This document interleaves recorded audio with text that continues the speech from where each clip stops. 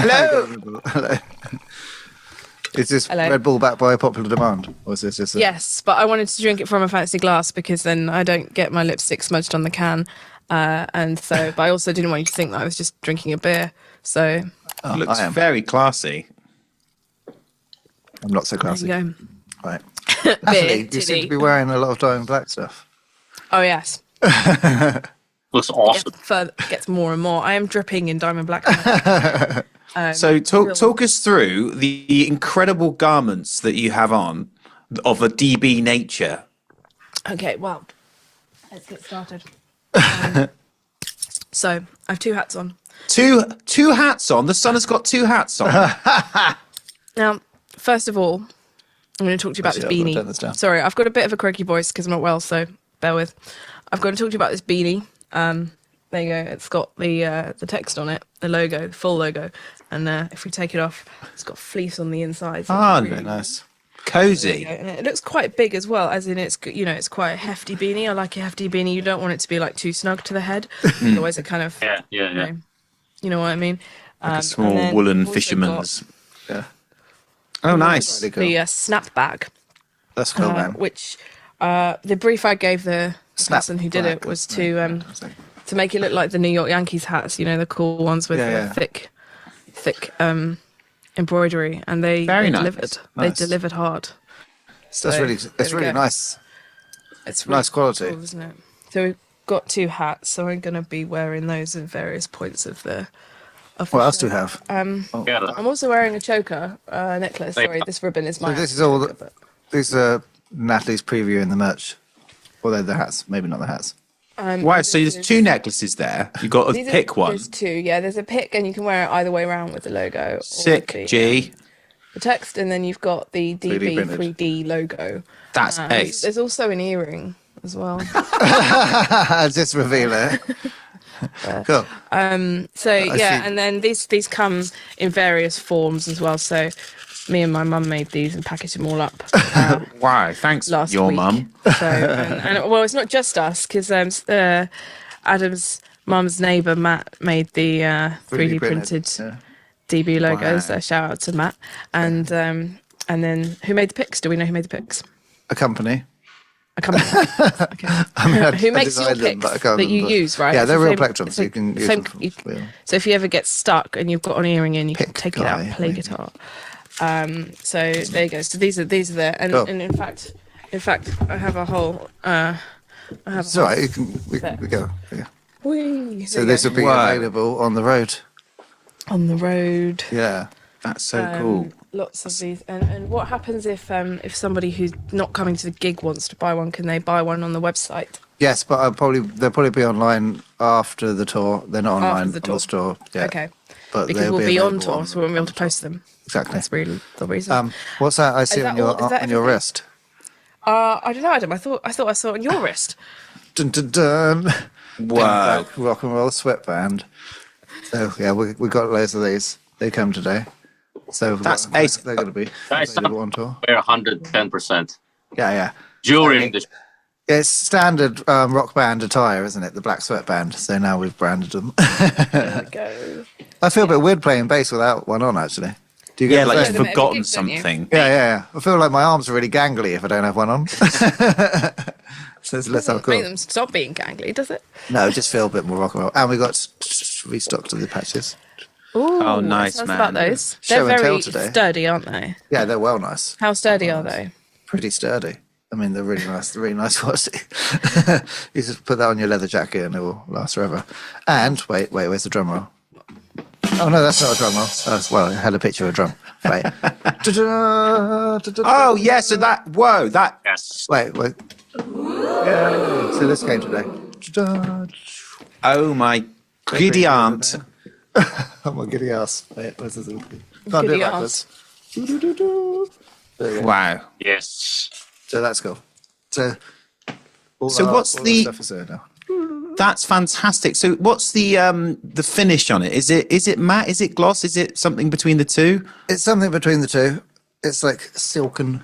It's quite shiny. The colours have come out really nice. So it's really bright, vibrant. Really very cool. deep black, very bright and vibrant. So that's cool. That'd be available on the merch as well. Wow. And Yes. this is what everyone who's pre-ordered is going to receive one of these. Yeah, exactly. So you guys have got an awful lot of signing to do. And writing lyric sheets. That's brilliant. Oh yes. That's fantastic. Well, listen. Well done, everybody, for producing all this incredible items. Really, really cool. And I like those hats. And I'm not a fellow who tends to don a chapeau, but for those I would. Which one do you prefer, Ben? It's tricky. I like them both for different reasons. I don't think I can really pull off a beanie. I just think it doesn't. You've got quite a large hair. Yeah. I think if you guys remember, at some point in a previous cast, I did wear a cap, and I don't know. I just looked like some sort of chav. Isn't I that saw you because you wear were the- like unhappy with your haircut or something? Or it was a reveal. I think it was a Or hat. you were it was doing a hair reveal, that hair was it. reveal. Yeah. I've seen you with like a Wayne's World hat on before. Yeah, which is quite Yeah. similar to that, right? Yeah. I think This is basically based on the Wayne's World hat. I mean, there's absolutely. I can't say any of this is original. It's Wayne's World. There you go. That's good. very, Excellent. very cool. Very cool. Vinny, Excellent. do you are you a hat kind of person? Do you have a hat? Do you have a hat? Do you hat? Do you hat? Well, remember when we did the US tour, I was wearing a beanie for almost the whole time. Of course, that's my main memory was Vincent's beanie. I don't remember that. But I've got to show you the hat I've got. I was wearing So- it even in Las Vegas, Colorado. Really not safe. I was still. Right. Okay. So this was a very nice rock and roll hat, but now it's my tinfoil hat for when I start talking about conspiracies. So I thought, why make a classic tinfoil hat? Just get a hat and put tinfoil. Much better. Ready made. That's good. Yeah. Anyway, yeah, carry on. So I did That's- the same with the military hat. you guys have been busy, haven't you? Show and tell. Vincent, I don't remember you wearing a beanie. What was it? Was it black? Was it green? Was it the biggest one I'd ever seen? Rhymes. With the Killing Joke logo. Oh, so you got it free merch. And also, I bought it. Oh, nice. And also, I got a big one. The big one, I went and said I got it free, but the Killing Joke, I had to buy it. Pig the band, not like a pink woolen one with a snout on Yeah. the front. Big. The Peppa Pig. So you talk like beanies, Vincent? Is that what you're trying to tell us? But you see, beanies work when you've got long hair because then you still got long hair. But if I wear one, I just look like, I don't know, could be a bald. bloke. Yeah, it could be. You don't know what's underneath. You don't know what's under. Yeah. Look like a bloke. It's like a bloody bloke. Okay. Right. Well, so that's our show and tell. So this is going to be the merch that will be available on the road. So Fantastic. we're looking forward to Fantastic. going on tour next week. Yeah. That is. Soon. It's getting Very soon. cool. Very cool, Nat. Very cool. Very, very emo. I like it. Cool. Right, Natalie, what have you got? What are we talking about? What are we talking about? We're talking about all this. No, I know what we're talking about, but what are we talking about on this week's episode? Sorry, yeah. Welcome to Diamond Cars. I've got a sore throat, so I'm not going to be talking very much. So you guys put together a few things that you showed us, and well, actually, no, it's all Adam. First of all, we had a collaboration of Rancid covered "Sex and Death" by Motörhead. Yeah, that's cool. Not a collaboration. Rancid covers "Sex and Death" by Motörhead. Has everyone heard this yet? I had a quick listen. It was cool. It really suited. It was like higher production value of Motorhead, wasn't it? Really, and yeah, I thought it really lent itself to their style. I liked it. It was good. Yeah, I thought it was good. I think it's nice to hear. I guess it's a bit of a weird collaboration, but then know. comes out. It's like makes sense. Totally, completely makes sense. My friend sent me something which I haven't listened to yet, but he's told me that it's definitely worth listening to, which is another sort of odd mashup or mix or something. Let me just quickly look what he sent me. It was something to do with it's Staying Alive done metal. So it's by the Bee Gees. It's the Bee Gees track, but done in a metal style. Just having a quick. I haven't listened to it yet, but I think that could be quite interesting. How would you take something which is just so incredibly like poppy, and Is it AI or- This Very difficult. Because I sent you guys Black Hole Sun done in a 1950s version, but that was AI. But that's Like was it like a Motown sort of soul version? But it's amazing. It's like his voice. It's disturbingly amazing. It's and everyone I was reading the comments. We'll put these links in the channel. Yeah. I was reading the comments and everyone was like, "Oh no, this shouldn't exist because it's AI." But I don't know. I know a lot of people who watch this podcast feel like that AI is a bad thing and it should be used with caution. So I don't know what you think of that. But it was interesting to listen to, and it was certainly. It still felt to me a bit like someone doing a cover rather than it sounded like it was meant to be his voice. I still didn't think it sounded like it was him singing it. But stylistically, it was really cool. I like the way that the chords were changed, so it was a lighter feel. It cut out some of the darker twists of the chord progression of the original, and the backing vocals as well, with all the different counterpoint, really added to that sense of that genre. And 3-part harmonies were really good. Yeah, it's pretty crazy, isn't it? It's pretty crazy. So, imagine like another couple of years' time, you won't be able to tell. You won't be able to tell. Yeah. So it's it was a pretty crazy cover, but it sort of lends itself to that anyway because the verses are already in the original quite laid back. So you can imagine why someone thought, "Hey, this would be a good idea. Let's make the whole thing like that." Yeah. I'll put the links in the description so people can hear what we're talking about. Yeah, I've been seeing a lot of videos circulating around where different singers, for example, Linkin Park, Soundgarden, Nirvana, Metallica, singing "Sweet Child of Mine" or some popular rock song. And again, it's all AI, but they really sound like, for example, James Hetfield. He sounds like James Hetfield singing "Sweet Child."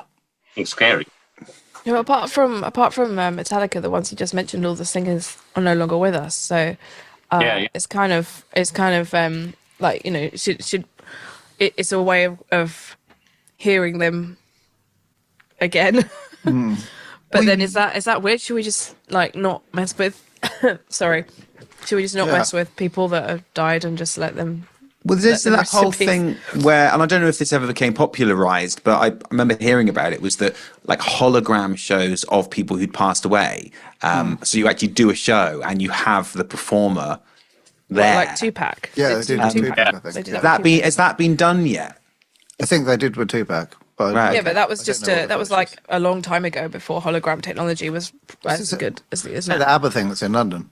But I guess That creeps me out. I don't want to go and see that because it's like empty. There's nothing. You're not watching people. You're watching nothing. Yeah, it's just like watching a big telly. Yeah. Like it's not like going to a gig. Like you're not going to be feeding off the human prices are. energy of. You're not going to be feeding off the energy of the people that are performing. You're going to be standing there watching like technology, but it's not like the reason you go to a gig is so that you can actually feel the raw energy of the musicians that are singing to you. Yeah. It's like well, do you reckon they have to program in mistakes just to make it a bit more realistic? Depends who it is.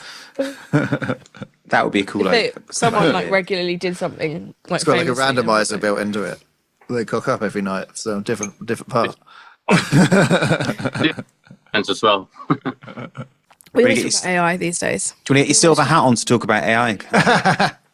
Oh, yeah. No, it's too late. We're finished. Damn. Right. Your one's cooler than mine. I thought mine would look cool, but it looks Yours is looks like a bonnet. Wow. It's like a bonnet. It looks a bit like a flying saucer though. So, Yeah, well, that's in keeping. Yeah, that's just a bit more. It's a bit Death Stars. That I like it. It's very cool. It's a military hat I bought in like 2004 or something in Camden Military Supply Shop. Just can't wear it out anymore. I've used it for so many things. I've used it to dress up in so many different fancy dresses, and that's Ali Madsen. Was it like 47p or was it like 40 quid? It was £15. Oh, so right in the middle. Okay. In 2004, it's probably about £60 now. Yeah. Wow. So it's like a proper. What? How much was the foil? Yeah. How much was the foil? It's Lidl's foil, so quite reasonable. 14 pence. Late. Which? So is it like a Air Force hat or a normal, I don't know, a different normal army people hat or a navy Space hat. Force. Navy hat, I think. Space Cadet. Yeah, It's a space cadet hat now. extremely cool, and I like it. I like it. Good. Very Anyway, we're not talking about conspiracies anymore, so I can put a different hat on. Yeah. So, yes, that's good, and or not. Yeah. We haven't talked about AI for a while. We did a couple of episodes a while ago, so it's interesting to see how it's evolved and progressed to the point that they're doing these Soundgarden covers. Yes. Different genres. Do you know what AI machine Crazy. was used to make that Soundgarden cover? I do not. You do not. Do you know? Have you guys seen that new one that's come out called Sora 2? I saw some advert of that. Yeah. You can make like actual videos. You can get it to do stuff. I haven't really delved into it because I was a bit concerned about how much effort that takes. But I've seen people do like actual, like realistic video effects and stuff. You know, with like things that would have cost millions and millions, hundreds of millions of dollars in Hollywood. So on the one hand, that's cool, but on the other hand, like you don't know what people are worried about how much like water it takes and things like that. So, yeah, I don't really know where to. Well, in terms of the quality of the realism of these things, could it not be said that it's like in 10 years' time, we'll listen to that Soundgarden cover and go, that sounds rubbish because everything else has evolved. Yeah, absolutely. In the same Not way 10 that, years, in 10 months. yes. In the same way that when we watched Austin Powers the other day, and we watched I've that. never seen Austin Powers in Gold Member, right? And he was And staying out our flat, and so we decided to subject him to it. It's awesome. I've got to say, it's one of the worst films I've ever seen. Oh, come on, man. What the hell? What the hell? It's like you've given an 8-year-old a budget. Yeah, that's how it made me feel. It's like you're giving an 8-year-old a budget to make a film. I like Mike Myers, and I think the first original was guy. I just thought by then it had just become so like, what's the word? Puerile, and just like, hey, let's just get random people in it for no reason. But anyway, the point was that that opening sequence with Tom Cruise. Watching it on your TV, particularly in HD, it was like, this looks so rubbish. The CGI. It's meant to, isn't it? It's meant to. I don't know. CGI. Was it meant to look bad? I don't know. There's a lot of stuff that looks bad in HD now. It's weird, isn't it? Because it's like not having HD was supposed to keep a certain amount of sheen that kept you away from seeing kind of the joins, but then in HD you can see all the joins. So like they've had to remaster all the Star Treks, right? Like we're watching the original series, and some effects were like they didn't do that in the 60s because there's quite a lot of things that you know when you watch it you think that it looks a bit too good because in the 60s everyone's watching it on like a rubbish TV that's like this big. Yeah. So, yeah. It didn't have to, so it, you know, when a model flies through this through space of a spaceship, it's like, well, it doesn't look like a model because it's all grainy, but now it does. So they had to like redo it, some CGI effects, I guess. Yeah, that's the reveal of the modern technology. A bit like if you listen to stuff in high definition now rather than it being on vinyl, you can hear things that maybe you couldn't have heard. That can often be good. You can hear details that you couldn't have heard in the old days that you can hear on CD. But I guess the point I was trying to make, which probably used a bad example, was that CGI from Goldmember from 20 whatever years it is ago, I thought that looks like terrible. And it means that this stuff dates quite quickly. I imagine stuff from 10 years ago, computer generated, probably looks quite bad now. So listening back to this AI Soundgarden thing in 5 years' time, be like, that. How did anyone think that sounded like Chris Cornell? It doesn't. No, well, we won't be able to tell the difference in 5 years' time, probably. Get your silver hat on. Yeah, I know, yeah. In 5 years' time, none of us will be here. We'll all be replaced by robots and we won't even know. Yeah. Who knows? I could be a robot right now. Yeah, maybe you've been sent from the future. Well, I'm open to suggestions by the fans. What hat would look better covered in silver foil than the one I've got now? So there's too much stuck up on it. Adam needs a better conspiracy hat. Can you tell him what kind of hat to cover in tinfoil so that we can do these discussions properly? Don't maybe say like, the Diamond Black Hat though, because there's only a few of these, and these need to go. These need Stop to- promoting them. I think a three-cornered town crier hat would be quite good. Oh yeah. Because then you could be, oh ye, oh hear ye, about your conspiracies. Yeah, then I look really crazy. It's a good idea.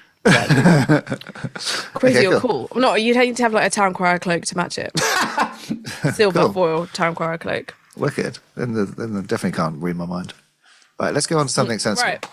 Why? So, we were all a couple of cool discussion topics come up on Discord this week, so I thought I'd put them to you guys today. So one of the things was we're talking about merch, and thank you everyone on Discord, by the way. Every time we've got a new merch idea, we just kind of float with you guys first. So if you're not on Discord and you want to see some early merch, get on Discord. The conversation sort of turned to the venues in certain places where they ask for a cut of the band's merch for the venue. And I didn't know this was a thing. Do you guys know about this? Yeah, it's quite a common thing. I think with like academies and bigger venues, that's part of how they create revenue for themselves. I don't think it would happen at somewhere like where's a good, like maybe the Underworld or somewhere like that in London. I think where it's like a 500 cap independent venue. I think it's often a chain venue thing. The companies that have the most money are the ones that do it. So the independent ones don't do it, but the ones like the big corps do. Yeah. I think so, but I'm not absolutely sure. But it seems that it's being on tour. It'll be like, oh, by the way, it's a such and such venue tonight, as in part of a chain. So therefore, there's this merch thing, which is absurd, isn't it? Because bands' merch is the lifeblood of bands. It's what keeps them on the road, and especially like given that people don't buy records anymore, it's like we need this. Yeah, already the bands are already bringing them business. The people, you know. They buy drinks from the bar. If there's no band there, there's no people. Yeah, we should get a cut of the bar. Exactly. For bringing people, yeah. If you want to cut the merch, Somebody on Discord said that we should get a cut of the bar for bringing the people. If you want 25% of my merch, then we want 25% of your drink sales. Kind of makes sense, though, doesn't it? Makes sense. I mean, the thing is, if you say that to, I guess, wouldn't you rather, like, if you had to give 25% of your merch sales to a venue, wouldn't you rather it was the independents rather than the big chains anyway? I mean, I'd also like them to be like providing the staff and selling it and doing all the stuff, so that there's actually added value that they bring, rather than just in the corner. Yeah, so you get to the venue and there's a designated, really like well-equipped merch area with lights, and they provide staff, and it's in a place where air-conditioned shop. Yeah, and it's like Hot and it's perfectly placed in the venue so that it's not too loud, but it's not too far from the stage, and all these things that when you get there as a band, you're like, how the hell do we figure out where? Well, like you have to exit through the shop, like on a roller coaster. That's good. You leave the venue, you have to go through the merch bit. I don't know why more venues don't do that. Like, why don't more venues have like the merchandise bit open at the end of the gig when you've enjoyed it and you're more likely to buy something, rather than like, because a lot of times you come out and the merch is like not available when you're leaving, or it's packed up or whatever, and it's like, this is when I want to cut. I don't want to leave the band halfway through, so I want to especially if you haven't seen them or you don't know the band, you'll be like, if you don't know the band, I didn't like them before, but now I do. I will always buy merch if I like a band that day, if I've only ever met them that day, I've only ever seen them that day. But if they, they should have that, like that theme park idea. Like when you leave, you just be able to walk out and buy merch. I'm sure their fans would make so much more money doing that way. Yeah, I think it's like, why is it that you go to a venue and you've got to carry your amp up like 14 flights of stairs? It's because a lot of venues aren't purpose built to be venues. They've been adapted from other buildings, and it's just a sort of an unfortunate reality that what it should be, because when you get to a venue that's purpose built, you can really tell. Vincent, on your tours, have you ever been to some of these venues in places like Holland, where it's a purpose built venue and everything is catered to make the gig as easy as possible? It's amazing because every aspect of it is like perfectly curated to make the perfect experience as a musician. Whereas when you play a lot of venues over here, you do find that, there's 14 flights of stairs and there's no lift. Perfect. And there isn't a place to set up the merch and stuff like that. Like that, where there's absolutely no stairs for the band to load in. Oh, no, sorry, no lift. Yeah. There's no lift. There's a lot of venues in London like that, which is crazy. Yeah, I and don't also think parking London was as well. purpose built for anything, though. That's true. That sort of sprawled out of Yeah. the original sort of whatever it was. But yeah, Vincent, that's a really good point. And also parking, like parking is a nightmare when you're a band and you like got to find somewhere to then. Whereas so many of these venues, the purpose-built ones, the parking's there. It's within the venue itself, and it's and you can keep your vehicle there the whole time. So yeah, it is maybe one day there'll be some sort of overhaul and all the venues will be purpose-built. But as for now, a lot of things have been adapted from other buildings like theatres and stuff. That's true. Yeah. Like the Roundhouse is like an old railway turntable. That's right, isn't it? What was the purpose of it? didn't Was know it like to that. turn trains around or something? Yeah, it's a turntable. Yeah. That's Oh, what it's- yeah. I didn't know. Like in a roller coaster when you go around the other way. Yeah, like roller coaster again. Yeah. So it was the end of the line from maybe like the north to south or whatever, and then they would There's something like that. because there's nothing below London. Yeah, it's definitely a sidings thing. I don't know if it's whether they've repaired them or it's just changed direction, but yeah, it's a old turntable. Yeah. Didn't know that. Yeah, There you go. Well, so, but I mean, there's places like that. Obviously, the Roundhouse is actually quite good at having merch right when you leave the building. Yeah. So, but like even in theatres, like theatres in London, at least when you come out, they could have like. yeah, that's a true. We cool went to see bit the of merch producers that you have in the to West pass. End, didn't we? We went to see the producers in the West End the other day, and like in the West End theatre, they just literally open all the fire doors and open everything, and you just everyone get out quickly as possible. You don't even walk through the foyer the way the merch is. Wow. That's probably so they can get everyone out. as Yeah, quickly that's as possible, obviously- right? that's what 'Cause they're they doing, want to but, like clean and get everyone. But that's not really helpful if you want to sell stuff. True. Yeah. Very true. I mean, what are we going to do on our tour then? So we'll play first out of 3 bands. Yeah. And then we'll just go straight to the merch, I guess. Yeah, Like, we'll hang do- out in the merch. Yeah. So Hang out by the come merch. meet us. Yeah, Because it's one of our favourite bits of the entire night, isn't it? That It bit is. where we get to talk to people after we've played. yeah, wicked. So yeah, we'll be there. We'll be there. And then we usually, if we can, we'll go back at the end of the night as well. yeah, And when it's the end of the whole show, and we'll be there. yeah. Arrive early, guys, because we're on first. Arrive early, stay late. Hey, First in, last out. that's what we'll be doing. Well, yeah, true. We've got no choice. But also, we like to. There's a birthday massacre after show party in Glasgow on the first night. Oh, is there? Oh, cool. Are we invited? Yep. I don't know. I thought you'd know that. But it's something people can buy tickets to, so it's a public event. Oh, cool. But I was Well, we're staying in wondering- Glasgow, so Yeah, we could just thought that might be something that we can do. meet up. It's like after 11 o'clock or something. After the What? gig and stuff. It's on Bedtime, their mate. website. It's on their website on the Stigmata ticket link. There is. Oh, cool. You can buy tickets to their after party in Glasgow. That's cool. That's cool. So it's sort of an official after show. Oh, cool. Yeah. Well, I'm up for it. Very nice. Very nice. And that'll be good. And then you've got this leg of the tour, which will end in Newcastle, and then you guys are go back to your respective houses, and then going again to the West Country the week after. You right there, mate? So, That's right. so Newcastle is our sort of that last night of that leg of the tour. I think I don't know if there's an after party. I think you guys are having an unofficial after party. Oh, you've just decided. No. I think like we've got one night free in the at the end of that leg. Oh, free And night in then- Newcastle. Free night in Newcastle, yeah. And then Newcastle. Wait, hey. the other thing is to conclude the entire run of dates that you guys are playing with Birthday Massacre and Lesbian Bed Death. You have got a gig booked now for London on Yay. the 4th, which you have Archway. started selling tickets for. Yay, we have. People have already yeah, bought tickets for it. We have. And if you Bloody haven't bought a heck. ticket for it. In Archway. We got my friend's band called Delanova are going to be on the bill. Tell us a bit about Still. Delanova. Well, I used to live with the singer. He's a really nice guy. It's sort of like a sort of grungy rock band. Very good. Yeah. Cool. They've just released a first album. Yeah, really wicked.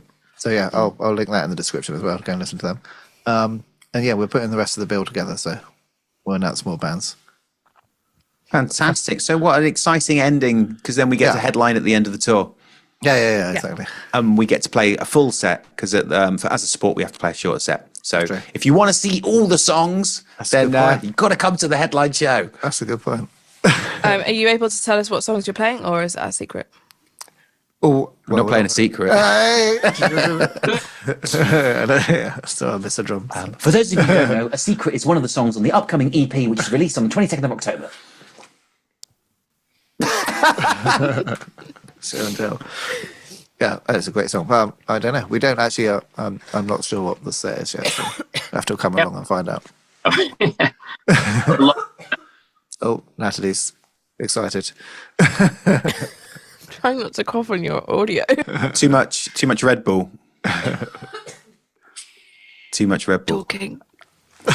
You sound like ASMR, whatever it is. This is the worst ASMR ever. Assistant bugged manager. up. What's that? No, assistant to the regional manager. Assistant to the Was that an office joke? Yeah. Yeah. Nice. Yeah. London gig. Yeah, London's going to be wicked. So, yeah.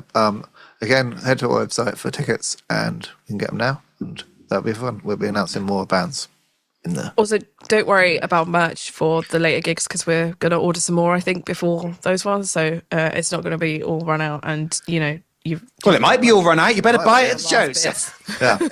No, Yeah. we'll get some more. We're going to Right, restock right. the merch, right? The only Right? problem with the CDs, the people that have pre-ordered, sorry to let you know, that I won't be able to post them out until, because it comes out on the day that we go on tour, so I won't be able to post them out until Because you have to get Ben and Vincent to sign the exactly. cover. Exactly. So And you can't do that until you meet out with Ben and Vincent, which won't be until you're on the tour. So Exactly. Yeah. it's quite, So unless we it's- post them all out from Glasgow, which is going to be a bit of a nightmare. but then I have to take a load of jiffy bags with me. We'll figure something Yeah. out. But yeah, It could be an exciting day off for us all. Yeah, right. To the post office. To the post office. But yeah, so you will With your go. straws, whoever gets the short one has to go to the post office. But yeah, so I'll make sure we've got some good silver and gold Sharpies to do some signing. What do you reckon, silver or gold for this? What's going to look better? Aesthetic people. I reckon silver. What do you think? You reckon silver? Got some nice little. Oh yeah, that's asking for it. Experience for a black. If you're signing something black, I think gold would be nice Yeah. because it stands out. There's a couple of opportunities. Yeah, That's still, true, yeah. It goes with the pink as well, though. yeah, silver might look just like the text from the CD. Oh, gold stands out more. Well, maybe we can have both. And is it best to sign it on the front, do you think, or is it, what do you reckon? Well, there's lots of room here, Let us know in the comments. Yes, where would you like it signed? and there's lots of room either side here. I guess it's you want to display the signature, don't you? So I guess I I normally go to guess the front. yeah. I mean that is sort of asking for our positions. Yeah, because you can sign True. yourself. You can sign over your own body. Or True. do someone else just confuse us. Okay, True, that's true. well we'll figure it out. Well, that's something you can think about. We've got plenty Yeah, of time. let us know. Okay, so on the subject of talking about venues and stuff, I guess this episode is about touring and gig venues and about things a lot that of you've stuff. experienced and so on. So another question we had was, because you guys have all played so many different size venues, do you have a preferred size or capacity of venue? And does your performance style change depending on the size of the venue? Different movements for different venues and so on. Well, first it's about space, isn't it? So how much can you physically do if you're in a space where you're all kind of cluttered together? You kind of, as we have done in certain shows, where it's just like, right, nobody move. Yeah. But then we've also played shows where we had quite a lot of space on stage and we were able to really actively emote and rock out and stuff. So it sort of depends on the venue size. But Stage size more important than venue size, do you reckon? yes, stage size, yeah. But my favourite kind of venue size is about 1,500, like 1,500. I think that's because it's still, What venue is about that capacity, so we can gauge. I'd say somewhere like maybe the Forum in Kentish Town, that sort of thing. Although that's not a great example, but that sort of venue, I prefer if it's 1,500 but with a balcony as well. So it feels like everybody can see the stage and everybody can be involved, but it's still a good sized crowd that when everyone's cheering, it feels like palpable, that kind of sound that's got tangibility to it because it's so like loud. And I think once you start getting bigger and bigger than that, you start to lose connection with the audience because people are so sort of far away, they're watching your screen or whatever. What do you think, Vincent? You've done all sorts of sizes of venues. I think almost the same. Maybe the O2 Academy in Islington, that's a good size. I think that's about 800 to 900. Yeah. So that's it's not that big, but it's also not small. It's just a decent. There's two, isn't there? In O2 Academy in Islington. The main Yeah, the one in Islington. But you can still see. And once you get to that kind of size venue, like 1,500, like 1,000 up, then as a performer, your experience improves vastly in terms of on-stage monitoring and things like that, and just the quality of the gear that you're using. So that makes a much more pleasurable experience for you. So that's a big part of it for me as well, is that how easy is it for us to do our job properly? And when you're playing in, a 150 cap venue at the back of a bar, it's more difficult to do what we do with our kind of level of production and performance than it is on, I think, that example that you've given, Vincent's really good, that venue. I think that venue, if it had more of a balcony, would be kind of perfect. But they're still intimate, isn't it? But it's big. So when you have a dedicated person doing your monitor mix, it's really nice. Yeah. That's that kind of thing. Incredible, What does a dedicated person doing your monitor mix? Make sure we can hear what we're doing.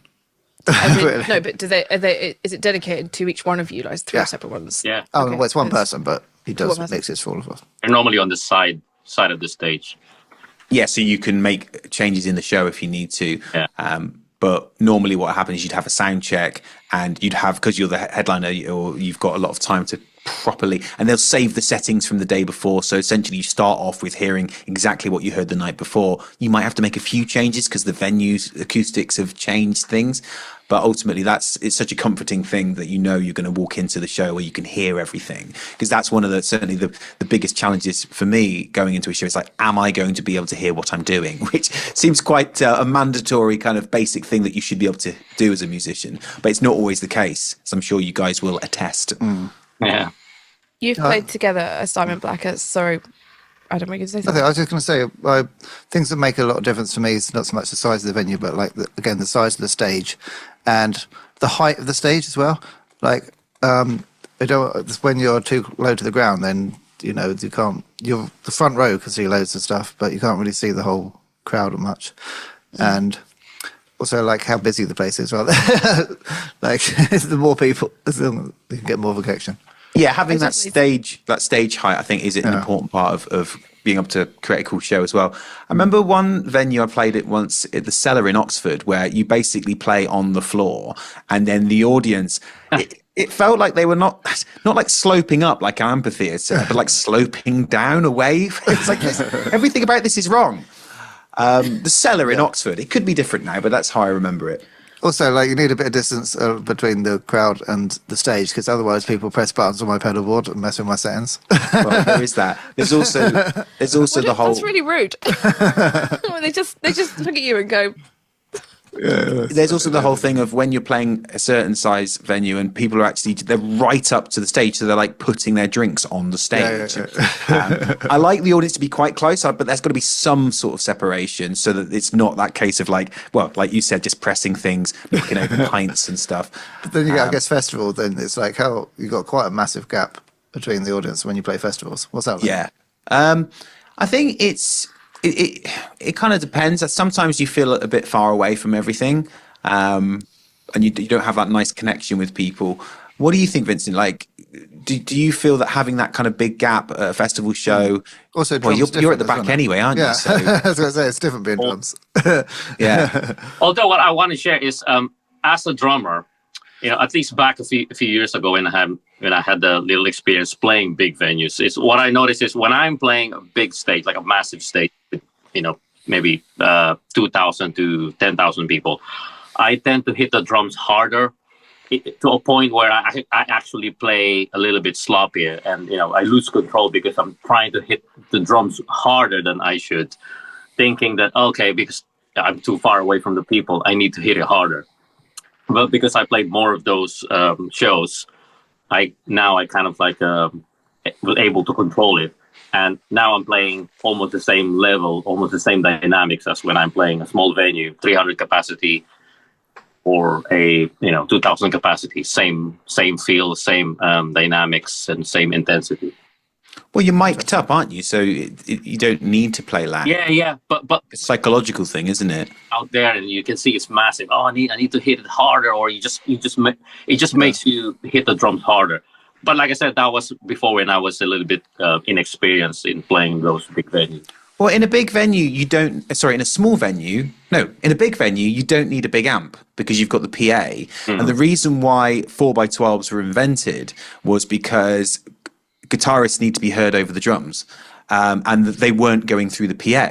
So you needed a big 4x12 amplifier cabinet to make sure that your guitar and your bass could actually be heard over the drums in a small venue. But now that everything's mic'd up, you don't actually need that big cabinet anymore. And people often have them just for show because it looks cool. Whereas what they're actually doing is either DIing or they've got a small 2x12 behind the stage that's being mic'd up. It's weird, but in a bigger venue, you need a smaller amp.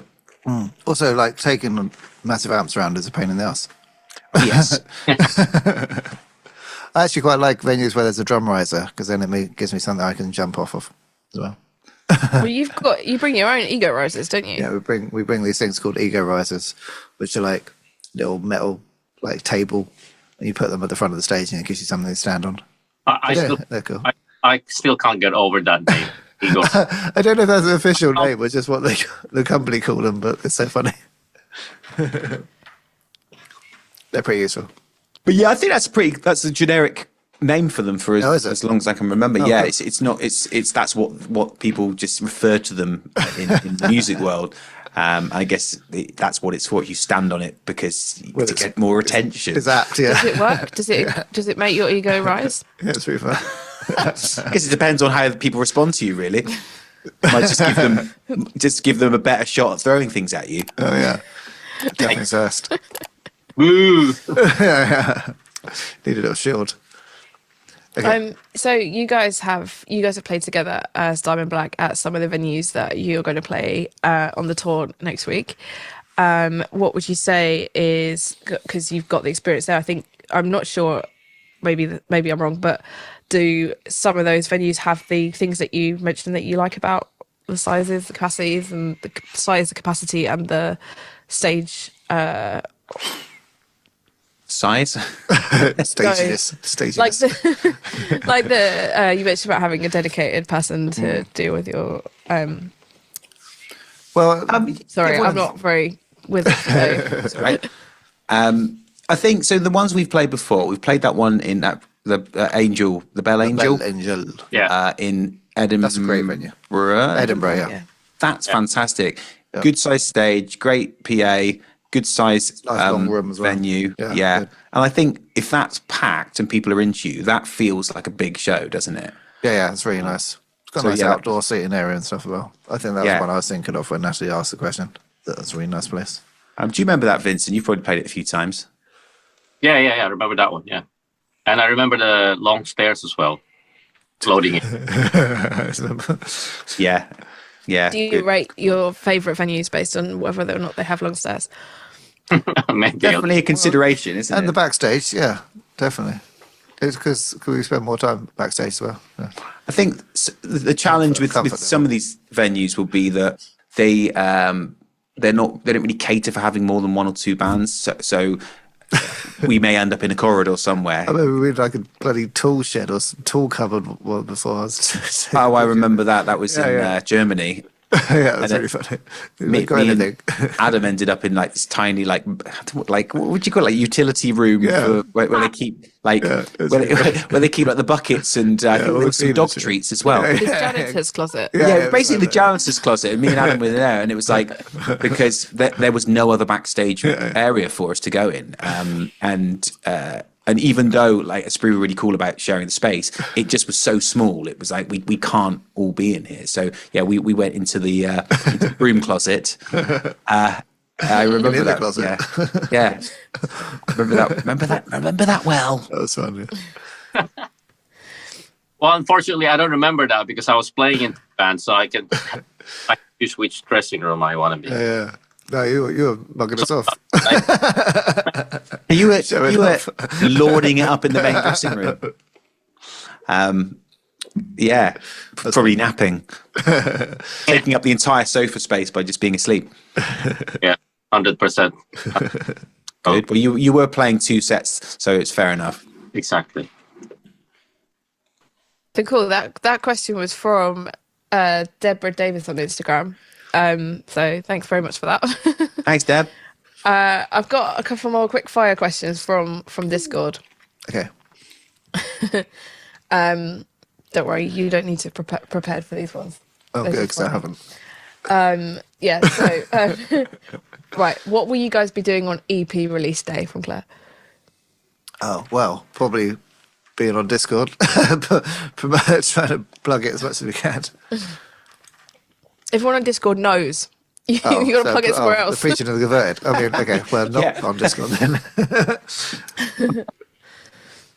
Well, yeah, I guess that's hopefully just enjoying the spoils of people's responses to the songs they've not heard, or for some people maybe it'll be the first time they've heard anything. So yeah, just enjoying the responses and the feedback. And I think if we're getting like cool features or anything that come out that day, we'll then be sharing them with. Maybe we could record a cast that day and then for the weekend.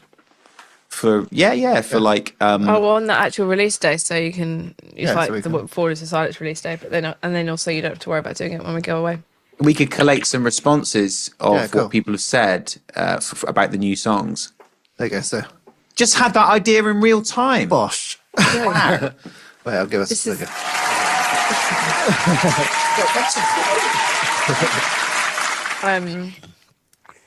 Aura says, in response to the question that she said earlier about the that was her question, by the way, Aura's question about merch cuts, venues taking merch cuts, adds to that, how do independent bands face the financial aspects of touring without a record label?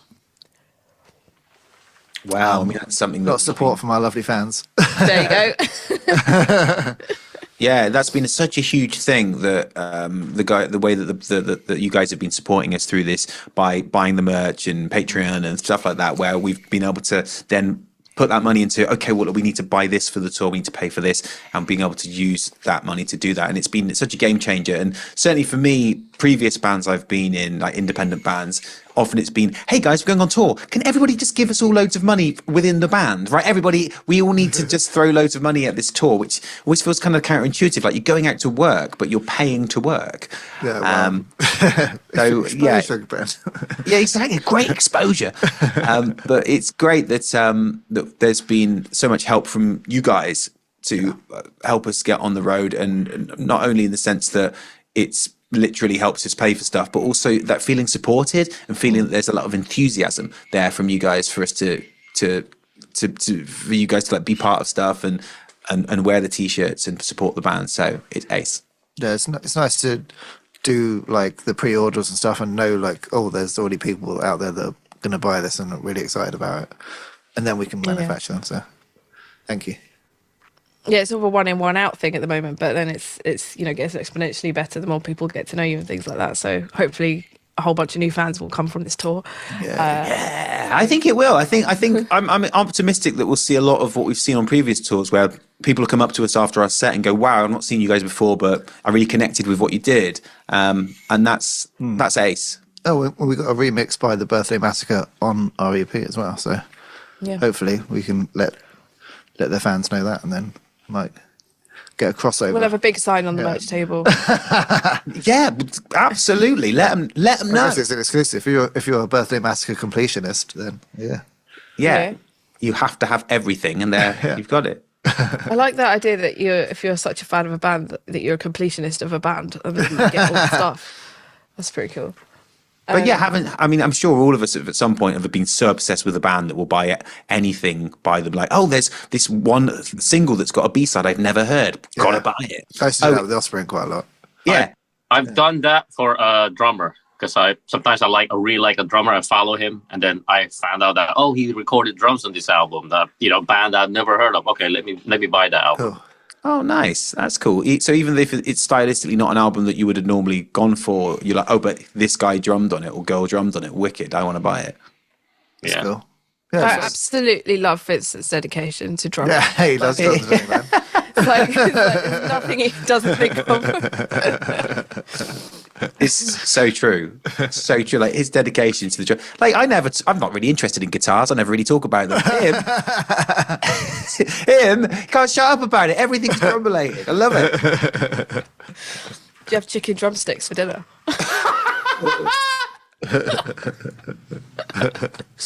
Right, sorry. Sorry, I was a bit slow on that one. Sorry.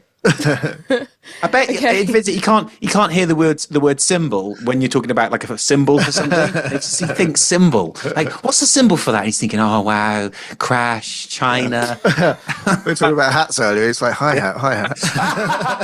Well, I mean, the more hats you put on. Yeah, Uber app, your ride is on the way. Ride symbol. Right. And anyone called Tom, well, Oh, you said Tom Cruise earlier, but that's the one. Right, cool. Everything's connected. Right. No, it's okay. good. It's a good thing. We're not discouraging you. no, it's brilliant.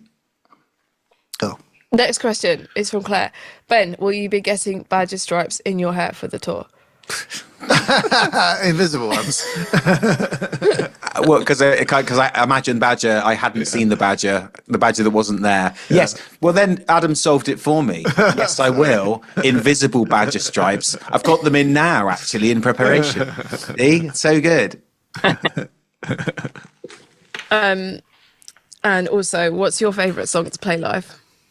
Oh, Actually, I have one. Definitely. I know what he's going to say. So do I. I'm going to guess. I know what you're going to say, Vincent. What are you? Okay, You're going to say Dark Anthems because That's what I was going to guess as well. Yeah. because it's the one that is probably the most intense drum wise, and you get to do loads of cool shit at the end. And he gets a shout out. Yeah. So, probably why. No, I think it's just a great song for me. It's a great feel. Even like I said, Ben, even if you don't do the shout outs, honestly, I'm not. It's a great song, just a great feel. The guitar riff, just everything about that song just feels really good to play live. I think that's just how I feel about it. It's that kind of a speed of the song. Is that a good one to play drums to? Because there's kind of space for stuff. Yeah. Because it's like that sort of speed, so you've got room to kind of groove and maybe do extra things. Because one thing I noticed about you, Vincent, is that you every now and then you'll do something that you haven't done before, and I'll look round when you do it, and we'll make eye contact because you do some cool thing on the snare or the kick drum, and it's always something that doesn't interfere with the song. You're always playing like the solid what the song does, and like the synergy between you and Adam is always really tight. But it's like, I can do this cool thing here so I will, and it's really nice details. Do they just come to you on the moment, or are you thinking about them before the show? I think, I might try that. I might have some. In some cases, I might have practiced it, but maybe in some, I just come up with it on the spot. I think, okay, maybe I'll try this feel. I know it's going to work. I've done this, played this many times in other songs or in my practice when I'm practicing. So most of the time, I knew it was going to work. And do you ever do something like, say you've got a fill that, for example, we go like jinga dunga jinga dunga diddler diddler? Would you ever do I'm going to do that same fill, but I'm going to do it on different drums, so it's the same hits but on different parts of the kit? Do you ever do stuff like that? In that section that you're talking about, probably not, because I'm matching it with what Adam is playing. So, and it's going to be more on the low end. Oh, okay, yeah. So it has to be on the floor tom or on the tom.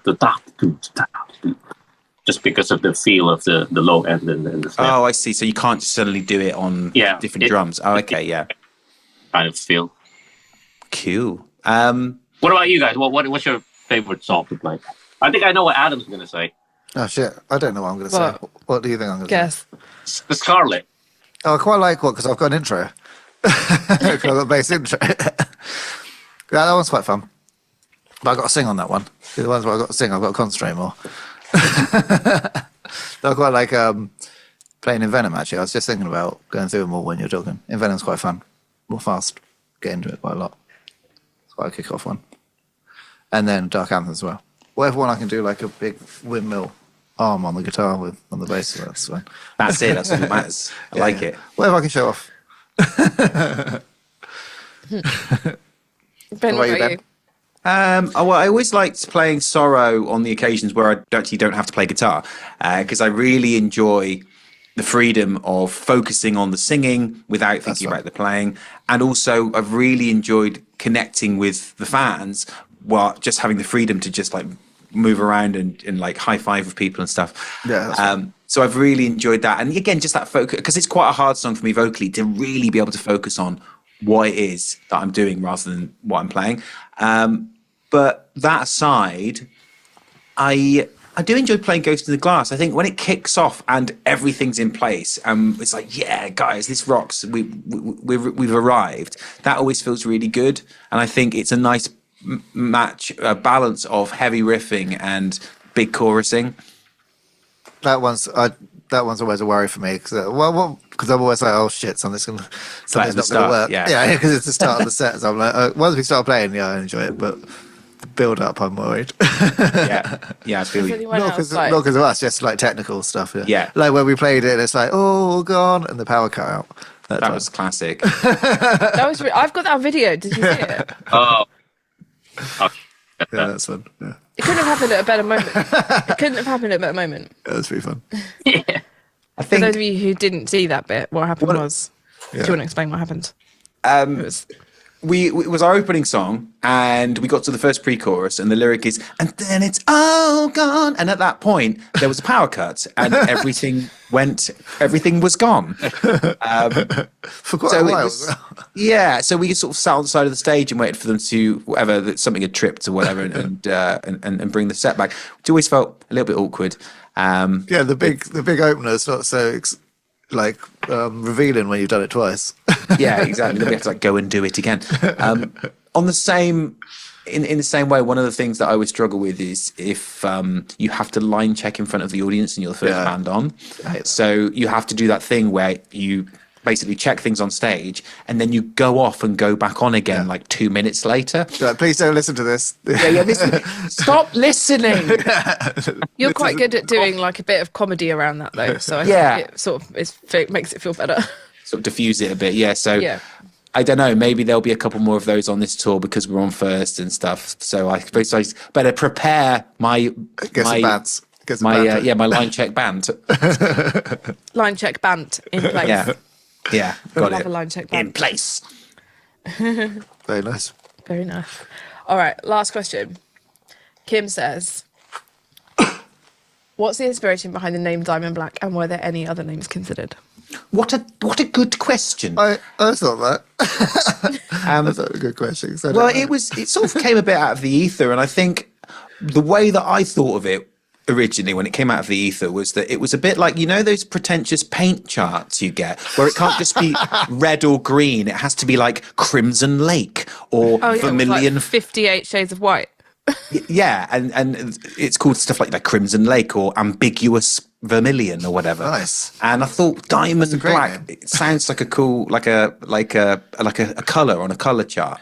And then it also worked into a lot of the things that the band is about being that kind of sense of shining hope in the darkness. And I liked also that it had a sense of kind of edge and darkness, literally, to it, but also a sense of kind of melody and beauty as well, which I think, again, is part of the sound that we create. So it's, on many levels, it seems to work. The only regret is a lot of people, naturally, will think we're called Black Diamond after the first time they see us, and you have to go, no, it's Diamond Black, because that's the obvious way around for the words to go. It sounds like a nice kitchen worktop. It does, doesn't it? Yeah. With the little sparkly bits in it. Yeah, it does, doesn't it? We'll get you a nice Diamond Black in there, I'll tell you that. What? Because I know that you use Diamond Black in one of your lyrics as well. So what is it referring to there, and how is it used? Is it used as is it a place or a noun or a state of mind? very good. Actually, in that particular song, it's more about like